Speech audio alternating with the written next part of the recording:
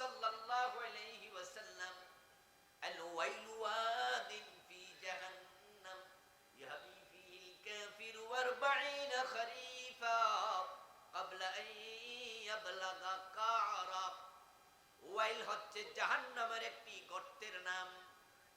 যে গর্তে জাহান্নামীকে ফেলে দিলে তলায় যেতে 40 বছর লাগবে।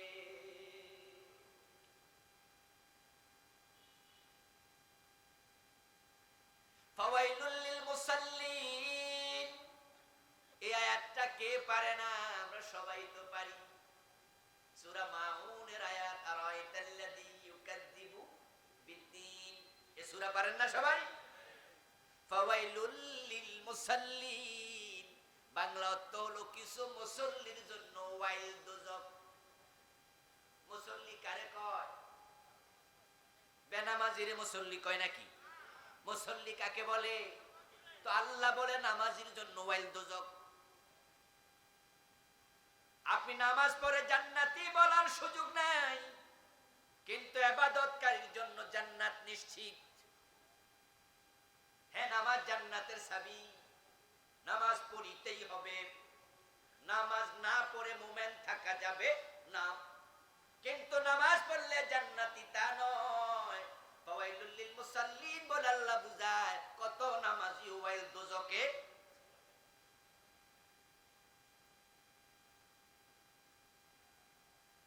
ইবাদতকারীর ব্যাপারে আল্লাহর বক্তব্য কি এবার কোরআন থেকে শুনুন। ফাদখুলি ফি ইবাদি ওয়াদখুলি জান্নাতি। সুবহানাল্লাহ পড়েন। হাসরের দিন আল্লাহ তাআলা বিচার যখন করবেন, বিচারের দিন তিনি তার বান্দাগুলোকে লক্ষ্য করে বলবেন, ও আমার বান্দারা, ফাদখুলি ফি ইবাদি, তোমরা আমার ইবাদতকারী বান্দাদের কাতারে দাঁড়াও দেখি। সেদিন যারা ইবাদতকারী তারা লাইন ধরে দাঁড়াবে, তাদের সংখ্যা হবে 120 লাইন, 120 কাতার। রাসূলুল্লাহ বলেন, হালুল জান্নাতি 20 আও 100 সাফ, জান্নাতীরা সেদিন 120 কাতার হবে। 80 মিন উম্মতি, 80 কাতার হবে আমি নবী মুহাম্মাদের উম্মত। সুবহানাল্লাহ পড়েন। ওয়া 40 মিন সাইরিল উমাম, আর 40 কাতার হবে সব নবীর উম্মত। ফাদখুলি ফি ইবাদি বলার সাথে সাথে 120 কাতারে মানুষ দাঁড়াবে। দুনিয়া যারা ইবাদত করছে সবাই দাঁড়াবে। এবার আল্লাহ বলবেন, ওয়াদখুলি জান্নাতি, তোমরা আমার জান্নাতে প্রবেশ করো। সবাই জান্নাতে ঢুকে যাবে। এখন কিছুক্ষণ আগে আপনারা সবাই চিৎকার দিয়ে বললেন, আমরা ইবাদত করি আল্লাহ, তাহলে তো সব জান্নাতি মানুষ এখানে এসে গেছে। ইবাদতকারী জান্নাতি, এটা আল্লাহর কোরআনের কথা। কিন্তু আপনি যে নিজেকে ইবাদতকারী দাবি করলেন, এটার মাঝে আছে ভেজাল। নামাজও পড়বেন, সুদও খাবেন, নামাজও পড়বেন, ঘুষও খাবেন, নামাজও পড়বেন, ওজনে কম দেবেন, মালে ভেজাল দেবেন, নামাজ করবেন, বাপ মরছে, মা মরছে, 7 বছর 10 বছর বোনের জমি দেয় না, এমন নামাজি আছে না নাই? তুমি ইবাদত বুঝোই নাই, তুমি ইবাদতকারী না, তুমি নামাজ, তুমি হাজি। সিনেমার নায়ক হজ করছে, এমন সিনেমার নায়ক আছে না নাই? ওই হজ বুঝি তার জন্য ইবাদত হইছে?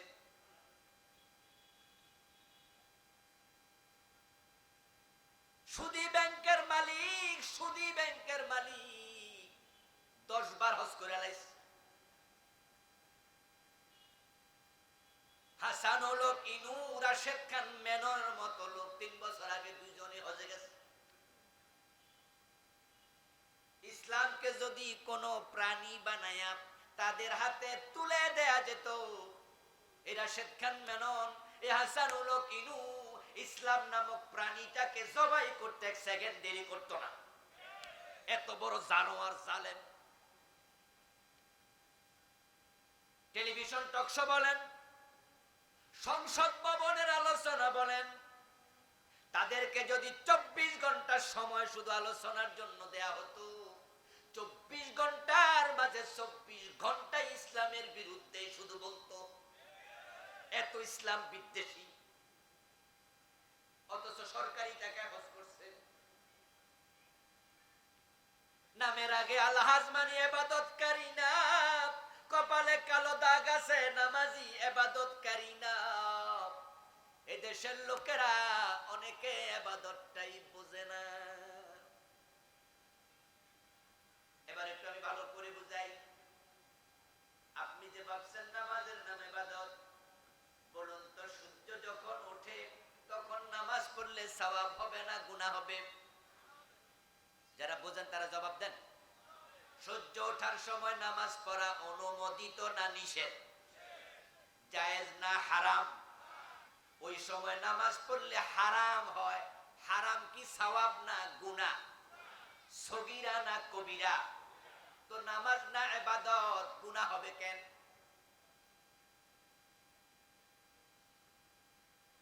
আপনি ভাবছেন রোজা রাখার নাম ইবাদত, বলুন তো ঈদের দিন রোজা রাখা জায়েজ না হারাম? ঈদের দিন রোজা রাখলে সওয়াব হবে না গুনাহ?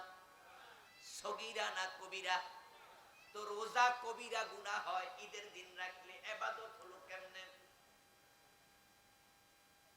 আমার বন্ধু এবার শুনুন, সূর্য ওঠার আগে নামাজ পড়ো, সূর্য ওঠার সময় নামাজ বন্ধ রাখো। রমাদানে রোজা রাখো, ঈদের দিন বন্ধ রাখো। এই নির্দেশ দিয়েছেন আল্লাহ এবং তার রাসূল। তাই সূর্য ওঠার আগে নামাজ পড়লে ইবাদত, সূর্য ওঠার সময় না পড়া ইবাদত। ঘুমাইছেন রাতের বেলায়, কখন যে আজান হলো ফজরের টের পান নাই। ঘুম থেকে উঠতে উঠতে একটু লেট হয়ে গেল, উঠে দেখেন ঘড়ির দিকে তাকাইয়া 6:42 বাজে। আপনি জানেন যে এখন 6:40-41 সূর্য ওঠে। 6:42 মানে অলরেডি সূর্য, কথা বলেন না ভাইয়েরা, সূর্য অলরেডি উঠতেছে। ওই টাইমে কি আপনি ফজরের নামাজ পড়বেন না একটু অপেক্ষা করবেন? ওই টাইমে যদি আপনি ফজরের নামাজ শুরু করে দেন, নিষিদ্ধ কাজ করলেন, হারাম কাজ করলেন। 3 টাইমে নামাজ পড়া নিষেধ। সূর্য ওঠার সময়, সূর্য ডোবার সময় এবং সূর্য যখন সরাসরি মাথার উপরে থাকে তখন। রাসূলুল্লাহ বলছেন নামাজ তখন পড়ো না, তখন নামাজ পড়া নিষেধ। সূর্য ওঠার আগে পড়ো, সূর্য ওঠা কালে পড়ো না। এখন তখন আপনি রাসূলের কথা না মেনে যদি নামাজ পড়া শুরু করে দেন, ইবাদত হবে না। তাহলে এবার জবাব দিন যারা বুঝদার, নামাজ পড়াটা ইবাদত না আল্লাহ রাসূলের কথা মানার নাম ইবাদত? রমাদানে রোজা রাখো, ঈদের দিন দেখো না। এখন রমাদানে রোজা রাখলেন, ঈদের দিনও রাখলেন, ঈদের দিন সওয়াব হবে না গুনাহ? আপনার এই মুত্তাকিগিরি চলবে না। আপনি বলবেন যে আমি রোজা সারা বছর রাখবো, ইসলাম বলবে 5 দিন হারাম। রোজা রাখা কয়দিন হারাম? কোন 5 দিন? ঈদুল ফিতরে 1 দিন, ঈদুল আজহায় 4 দিন। কোন 5 দিন? ঈদুল ফিতরে কয় দিন? আর ঈদুল আজহাতে 4 দিন। ঈদের দিন এবং তারপরে 3 দিন। ঈদুল আজহাতে মোট 4 দিন, ঈদুল আজহা তারপরে 3 দিন, আর ঈদুল ফিতরের 1 দিন। 5 দিন রোজা রাখতে মানা করছে নবী মুহাম্মদ। ওই দিন রোজা রাখলে হারাম হয়, ইবাদত হবে না, উল্টা গুনাহ হবে। এতে প্রমাণিত হয় রোজা ইবাদত নয় রে আল্লাহর বান্দা, আমার নবী আমার আল্লাহ কথা মানার নাম। এখন আল্লাহ বলছে নামাজ পড়ো, আল্লাহ বলছে সুদ ছাড়ো। আপনি নামাজও পড়লেন, সুদও খাইলেন, ইবাদতকারী নয়।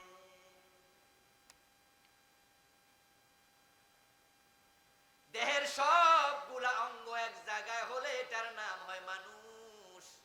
ইসলামের যত অঙ্গ আছে সব এক জায়গায় একত্রিত হলে তার নাম হয় ইবাদত।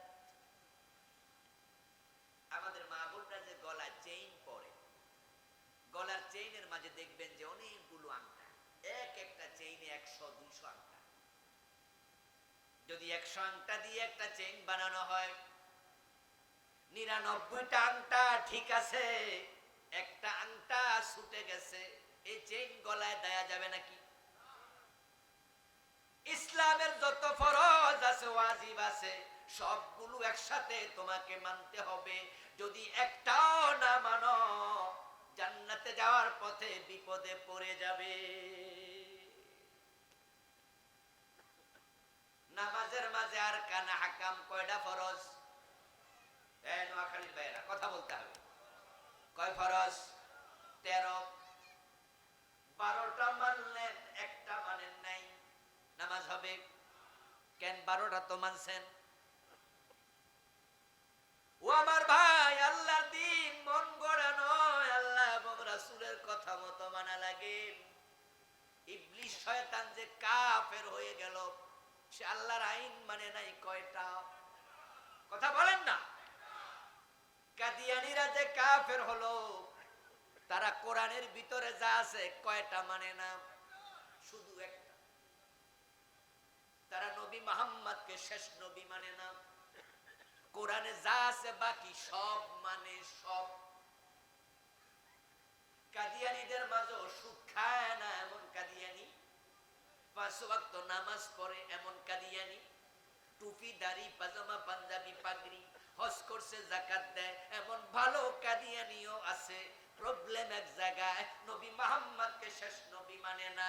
ও বেটা, যত নামাজি আর হাজি হোক, একটা আইন না মানার কারণে বেটা মুমিন না কাফের? কাদিয়ানী মানে না একটা, ইবলিস আল্লাহর কথা মানে না একটা, ইবাদতকারী আর থাকলো না, কাফের হয়ে গেল। চোর ধরে হাত কাটো, ডাকাত ধরে সরে দাও, জেনা করলে 100 বেত লাগাও, মদ পান করলে 80 বেত লাগাতে হবে। আল্লাহর আইন দিয়ে আল্লাহর জমিন চালাতে হবে। এই আদেশগুলো কোরআন হাদিসে আছে না নাই? 53 বছরে কয়জন চোরের হাত কাটছেন? কয়জন জেনাকারীকে 100 বেত লাগাইছেন? কয়জন মদখোরকে 80 বেত দিছেন? তো শয়তান মানে না একটা, বাংলাদেশের মানুষ মানে না কয়টা? এরপরও তারা কয় আমরা ইবাদতকারী। ওয়াকাদা রাব্বুকা আল্লা তা'বুদু ইল্লা ইয়্যা, আল্লাহর ফয়সালা ইবাদত হবে শুধু কার? ইবাদত শব্দটি আব্দুন শব্দ থেকে এসেছে। আব্দুন মানে গোলামি, চাকরি, বন্দেগী, দাসত্ব। ইবাদত মানে হলো যে ব্যক্তি ইবাদতকারী সে হলো আব্দুন মানে দাস, চাকর, গোলাম। ইবাদত মানে দাসত্ব, চাকরি, গোলামি। এখন আল্লাহর গোলাম যে হবে, সে আল্লাহর চাকর হইয়া, আল্লাহর দাস হইয়া জীবনের সব জায়গায় আল্লাহর কথা মতো চলতেই হবে।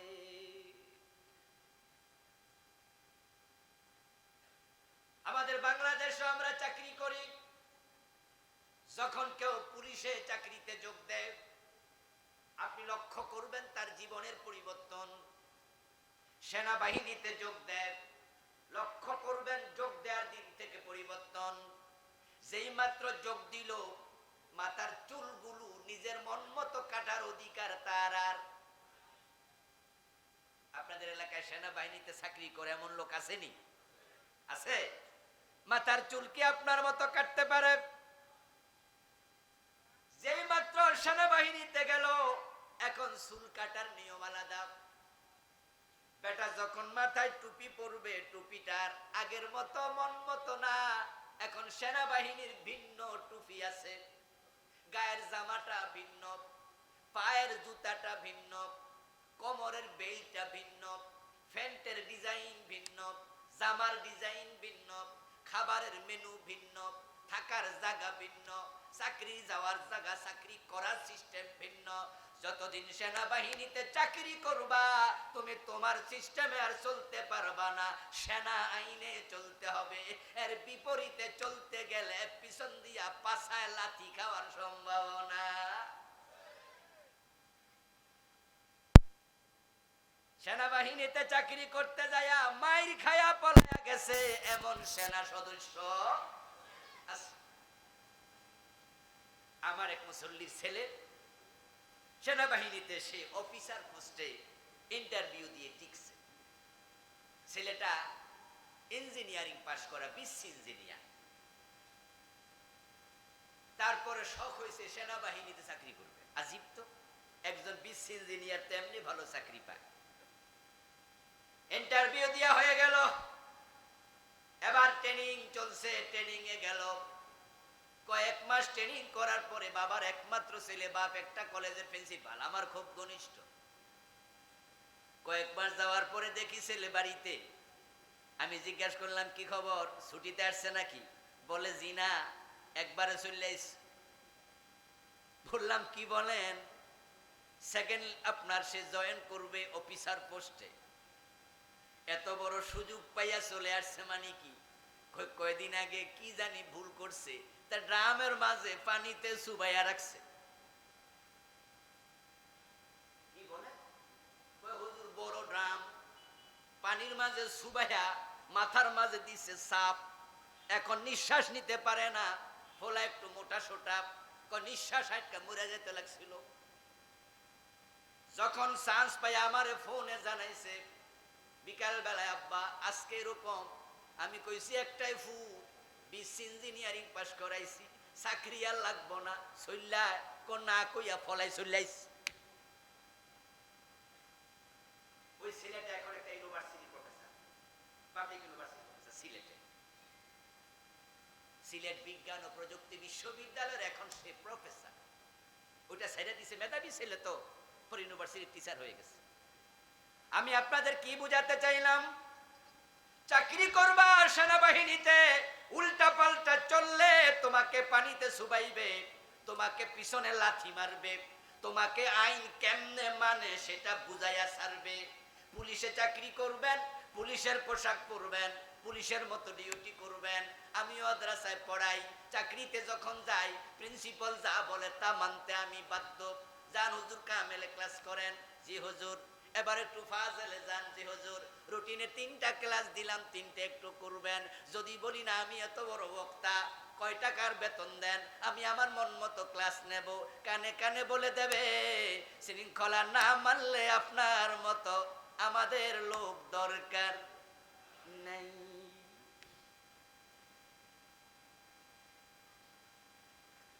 আল্লাহর বান্দা, তুমি যদি আল্লাহর চাকর হও, আল্লাহর গোলাম হও, দুনিয়ায় আল্লাহর আইন মতো জীবন চালানো দরকার আছে না নাই?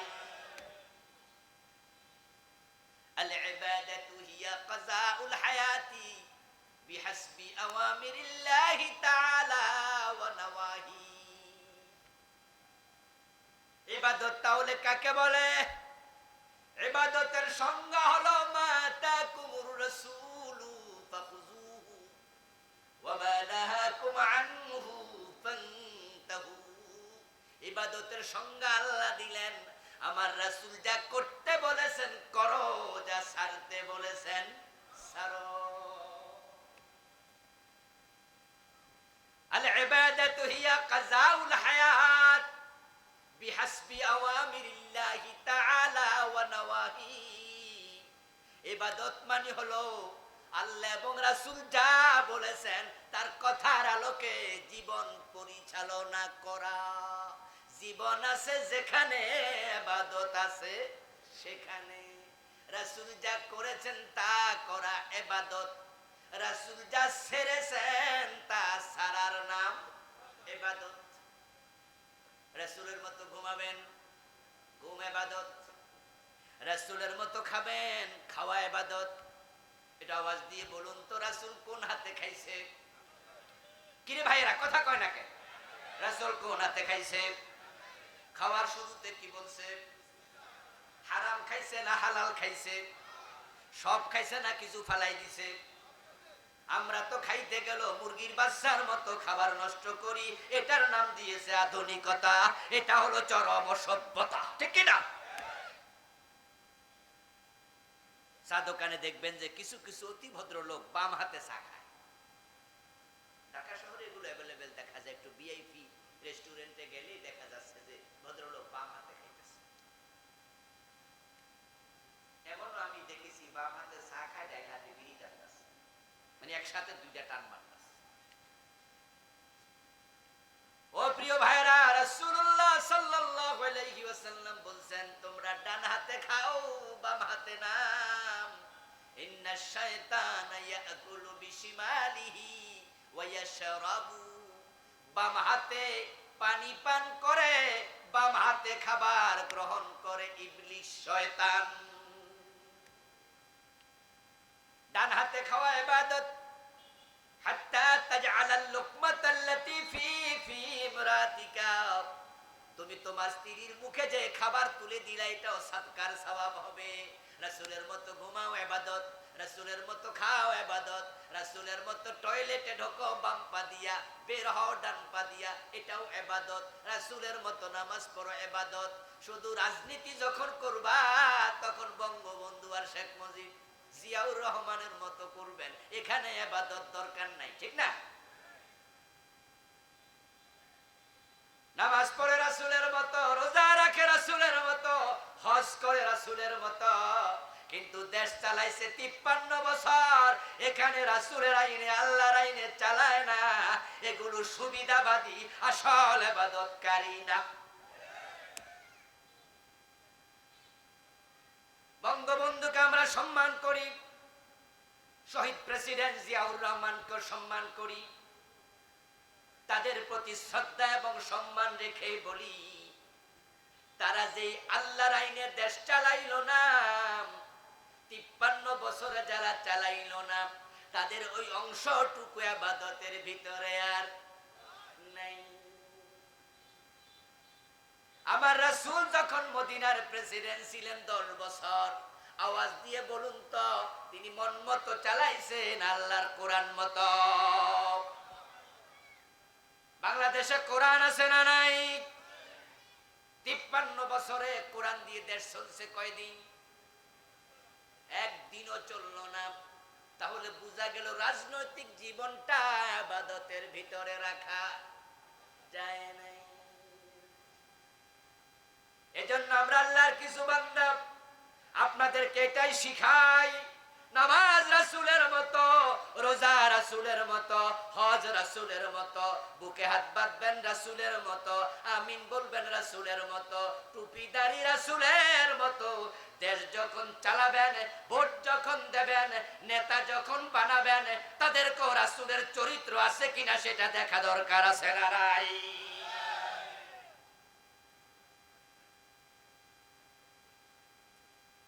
আল্লাহর অর্ডার ইবাদত করো আল্লাহর, আল্লাহ ছাড়া কারো ইবাদত করা যাবে না। এবার দ্বিতীয় অংশ, ওয়াবিল ওয়ালিদাইনি ইহসানা, এবং মা বাবার সাথে ইহসান করো।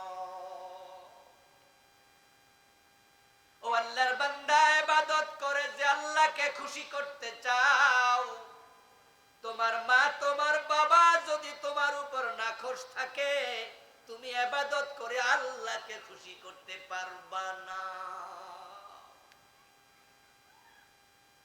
প্রিয় নবীজি বলেছেন, রাদার রাফি রিদাল ওয়ালিদাইন ওয়া সাখাতুর রাব্বি ফি সাখাতিল ওয়ালিদাইন। তোমার মা বাবার সন্তুষ্টির উপরে আল্লাহর সন্তুষ্টি নির্ভর করে, তোমার মা বাবার অসন্তুষ্টির উপর আল্লাহর অসন্তুষ্টি নির্ভর করে। যেই সন্তানের উপর মা বাবা খুশি না, সে 50 বার হজ করেও আল্লাহকে খুশি করতে পারবে। যেই সন্তানের উপরে মা বাবা খুশি না, সে তাহাজ্জুদের নামাজে কপালে দাগ ফালাইও মা বাবাকে খুশি, আল্লাহকে খুশি করতে পারবে না। ও প্রিয় ভাই, শীতের মাঝে তুমি ফজরে চলে যাও জান্নাত পাওয়ার জন্য মসজিদে গেলাম, মসজিদে তো জান্নাত নাই। 5 লাখ টাকা খরচ করে মক্কায় গেলা, মক্কায় জান্নাত নাই। নবী মুহাম্মদ বলছেন জান্নাত আছে তোমার মায়ের পায়ের নিচে। قال النبي صلى الله عليه وسلم الوالد اوسط ابواب الجنه, জান্নাতে প্রবেশের যত দরজা আছে বাবা হলো জান্নাতে প্রবেশের সবচেয়ে বড় দরজা। এই কোরআনের সবচেয়ে বড় পণ্ডিত আলেম যিনি, রাসূলুল্লাহর পরে একজন সাহাবী যাকে রাইসুল মুফাসসিরিন বলা হয়, উনার নাম আব্দুল্লাহ ইবনে আব্বাস রাদিয়াল্লাহু তাআলা আনহুমা। উনি দুনিয়ার মানুষকে বলতেছে শোনো, সহিহ বুখারীতে এসেছে উনার বক্তব্যটা। ইবনে আব্বাস বলেন ইন্নী লা আ'লামু আমালান আকরাবু ইলাল্লাহি মিন বিররিল ওয়ালিদাইন। দুনিয়ার মানুষেরা আল্লাহকে পাওয়ার জন্য যত ইবাদত করো, আমি ইবনে আব্বাস কি বলি শোনো, মা বাবার খেদমতের মাধ্যমে আল্লাহর যত কাছে যাওয়া যায় এমন ইবাদত আর একটাও নেই।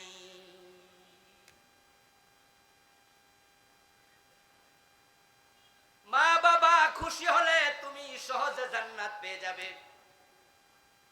প্রিয় নবীজি মেরাজের রাতে জান্নাতে ঢুকলেন, ঢুকে দেখেন জান্নাতে আল্লাহর এক বান্দা কোরআন তেলাওয়াত করছে। রাসূলুল্লাহ জান্নাতে কোরআন তেলাওয়াতকারী লোকটাকে দেখে দাঁড়ালেন।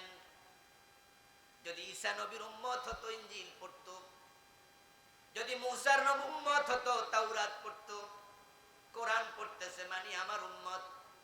কি সৌভাগ্যবান মানুষ, জান্নাত পেল, জান্নাতে কোরআন তেলাওয়াতের অনুমতিও পেল।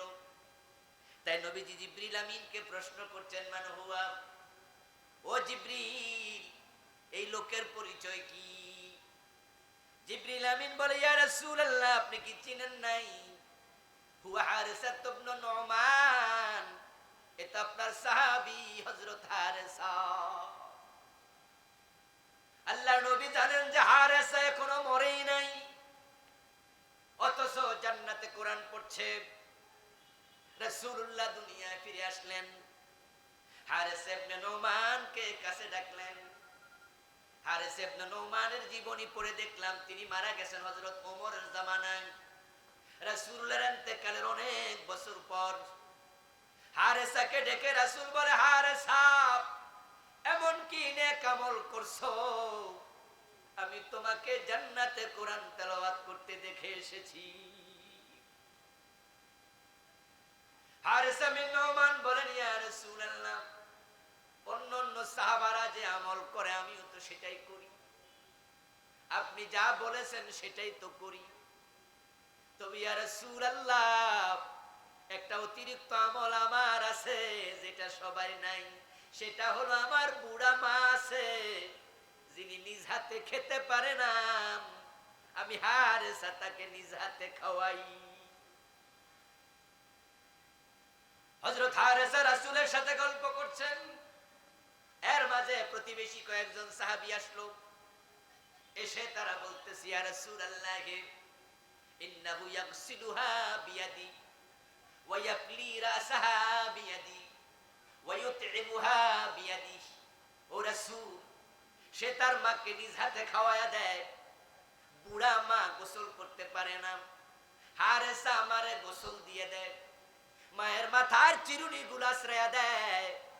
কানা বাররান নাসি বিউম্মিহি, আমরা নিজেরা দেখেছি দুনিয়াতে যত মানুষ মায়ের সাথে ভালো আচরণ করে হারিসা সবার চেয়ে অগ্রগামী। সুবহানাল্লাহ পড়ে। অতটুকু শুনে প্রিয় নবী জবাব দেন কাযালিকাল বিররু কাযালিকাল বিররু কাযালিকাল বির। রাসূল তিনবার বললেন হারিসা আমি বুঝে ফেলেছি, এটাই বিররুল ওয়ালিদাইন, এটাই বিররুল ওয়ালিদাইন। তোর মায়ের দোয়ার কারণে তুই দুনিয়ায় থাকতে জান্নাত পেয়ে গেছিস।